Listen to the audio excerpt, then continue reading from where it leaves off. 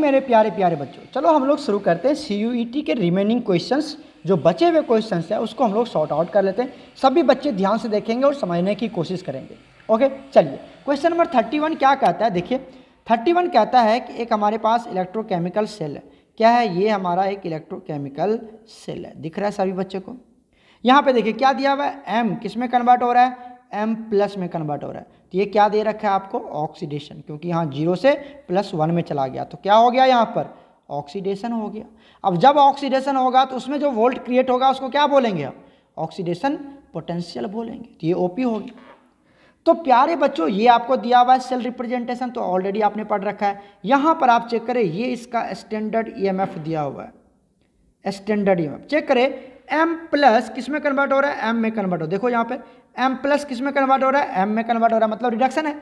तो क्या हो रहा है यहाँ पर? SRP की वैल्यू दी हुई है, कितना दे रखा है? 0.44 वोल्ट। क्लियर है? उसके बाद ये हमारा दूसरा रिडक्शन पोटेंशियल दिया हुआ है। देखिए यहाँ पर हमारा X किस में कन्वर्ट हो रहा है? X- में कन्वर्ट हो रहा है। तो ये भी आपको क्या दे रखा है? SRP ही दे रखा है, कितना? 0.33 वोल्ट। ओके, अब कहता है, अब देखो यहाँ पर मैं एक डायग्राम बना के आपको समझाने की कोशिश करता हूँ, ध्यान से देखिए। सपोज दैट ये हमारा इलेक्ट्रोकेमिकल सीरीज है, इलेक्ट्रोकेमिकल सीरीज है। ऊपर वाले जितने भी यहाँ पर एटम आएंगे, एलिमेंट होगा, वो क्या शो करता है? बताओ जल्दी से।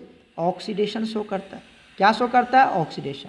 तो जैसे जैसे आप नीचे से ऊपर जाएंगे, नीचे से ऊपर जाएंगे, ठीक है, तो ऑक्सीडेशन पोटेंशियल क्या होगा? इंक्रीज होगा। और जिसकी ऑक्सीडेशन पोटेंशियल जैसे जैसे ऊपर गए, ऑक्सीडेशन पोटेंशियल बढ़ रहा है, ऑक्सीडेशन पोटेंशियल बढ़ेगा तो ऑक्सीडेशन भी बढ़ेगा। इतनी बात समझ में आई? अब बात कर लेते हैं सर नीचे वाला का क्या केस है।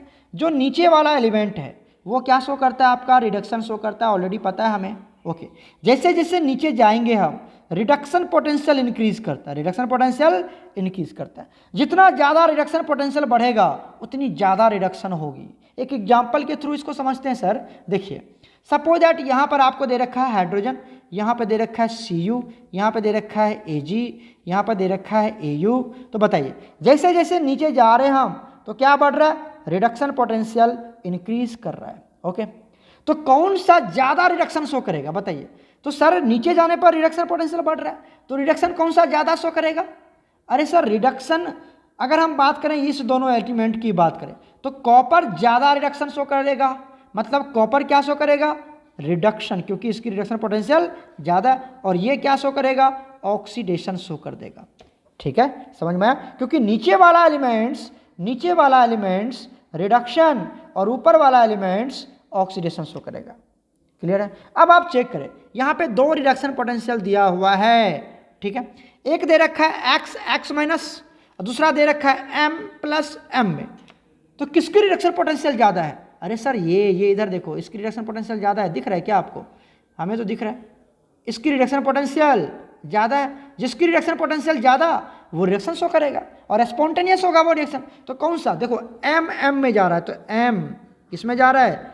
M में जा रहा है। तो क्या हो रहा है? यहाँ से रिडक्शन हो रहा है और ये स्पॉन्टेनियस प्रोसेस हो। ये भी रिडक्शन शो करेगा लेकिन इसकी रिडक्शन पोटेंशियल ही कम है। तो हु वन नोज कि ये स्पॉन्टेनियस होगा कि नहीं होगा, लेकिन इसकी तो ज़्यादा है, तो श्योर है कि ये स्पॉन्टेनियस प्रोसेस शो करेगा। तो आंसर कौन हो जाएगा? हमारा B हो जाएगा। क्लियर है? क्लियर है? समझ में आ गया? तो ये था हमारे पास क्वेश्चन नंबर 31, जो इंपॉर्टेंट क्वेश्चन था, यहाँ पे हमने डिस्कस कर लिया। ओके, अब चलते हैं हम लोग क्वेश्चन नंबर 32।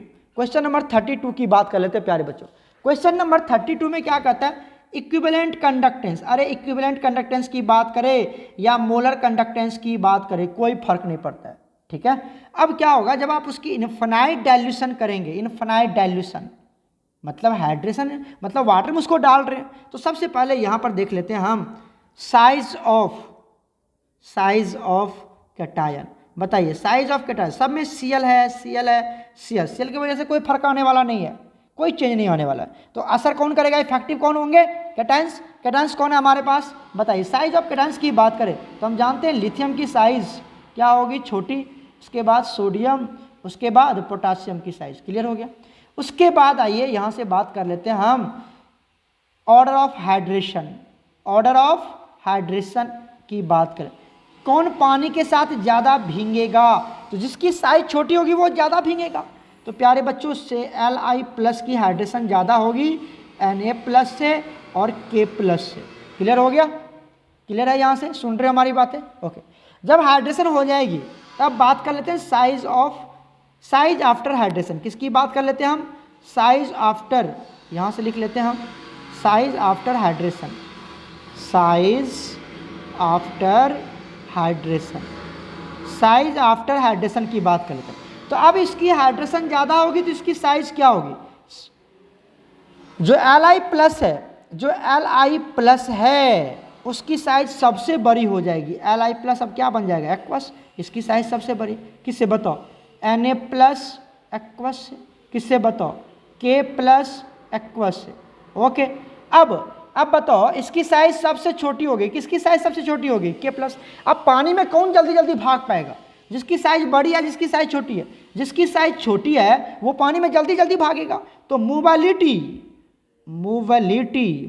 की बात करें या फिर कंडक्टेंस की बात करें, उसी को बोलते हैं। या आप कोई भी कंडक्टेंस पूछ दे तो क्या ऑर्डर बनेगा? K+, तो मतलब क्या बनेंगे? KCl बनेंगे। इसकी ज़्यादा होगी। उसके बाद Na+ है तो क्या बनेगा? NaCl। उसके बाद Li+ है तो क्या बनेगा? LiCl। तो इस तरह से K+ की मोबिलिटी ज़्यादा हो जाएगी, इक्विवेलेंट कंडक्टेंस ज़्यादा हो जाएगा।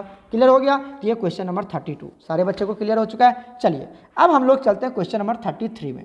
ओके चलो, क्वेश्चन नंबर 33 क्या कहता है? देखिए, the freezing point of 1% sodium carbonate दे रखा है आपको। 1% क्या दे रखा है? सोडियम कार्बोनेट दे रखा है। 1% सॉल्यूशन दे रखा है सोडियम कार्बोनेट का। तो बताइए क्या होगा? सोडियम कार्बोनेट को हम क्या, सोडियम कार्बोनेट क्या है हमारा? बताइए। सोडियम कार्बोनेट है हमारा नॉन वोलाटाइल सॉल्यूट। क्या है ये? नॉन वोलाटाइल सॉल्यूट है। अब नॉन वोलाटाइल सॉल्यूट में तो वेपर नहीं बनेगा, ये सॉलिड होता है ना सोडियम कार्बोनेट। अब जब इसको पानी में डालेंगे तो क्या होगा बताओ? वेपर प्रेशर क्या बनेगा? कम बनेगा। अरे जब तुमने चीनी डाल दिया, यूरिया डाल दिया, सोडियम कार्बोनेट डाल दिया तो वेपर प्रेशर कम बनेंगे वहाँ पर। जब वेपर प्रेशर कम बनेंगे तो उसकी जो सॉल्यूशन की जो फ्रीजिंग पॉइंट है, फ्रीजिंग पॉइंट वो भी क्या हो जाएगा? कम हो जाएगा। क्यों? क्योंकि आपने क्या किया बताओ? देखो एक कंटेनर बना लेते हैं यहाँ पर, और इसमें क्या डाल दिया आपने? इसमें डाल दिया पानी, इसमें डाल दिया पानी, और इसी में क्या डाल दिया आपने? इसी में डाल दिया आपने सोडियम कार्बोनेट। सोडियम कार्बोनेट डाल दिया। अब जो वाटर फ्रीज होने को सोचेगा, वाटर सोचेगा मैं फ्रीज हो, जैसे ये वाटर मॉलिक्यूल, ये वाटर मॉलिक्यूल सोचेगा मैं एक दूसरे से चिपकूं, क्योंकि फ्रीज होना, उसको सॉलिड बनाना है। तो क्या होगा? बीच में कौन आ चुका है? अरे बीच में कौन आ गया? बीच में आ गया कौन? Sodium carbonate. अब इसकी फ्रीजिंग पॉइंट क्या हो जाएगा? और माइनस में जाना पड़ेगा, और माइनस में जाना पड़ेगा, ताकि तभी तो फ्रीज हो पाए। अरे टेम्परेचर माइनस में जाएगा तभी तो वो सॉलिड बनेगा, हाई होगा तो नहीं, तब तो वो वेपर बन जाएगा। तो और भी माइनस में जाना पड़ेगा इसको। तो वेपर प्रेशर मतलब फ्रीजिंग पॉइंट भी कम हो जाएगा, वेपर प्रेशर भी कम हो जाएगा। तो फ्रीजिंग पॉइंट क्या हो जाता है? कम हो जाता है। तो below then the 0 degree Celsius. अरे 0 डिग्री से कम करेंगे तभी ना फ्रीज होगा बच्चे, ऐसे थोड़ी होगा फ्रीज। क्लियर हो गया? तो ये हो जाएगा इसका बी नंबर आंसर्स हो जाएंगे। क्लियर है यहाँ तक? क्लियर है? तो सभी बच्चे इसको अच्छे से चेक करना, और फिर भी कोई डाउट होगा तो हमें पूछ लेना। ओके बच्चे, गॉड ब्लेस यू ऑल।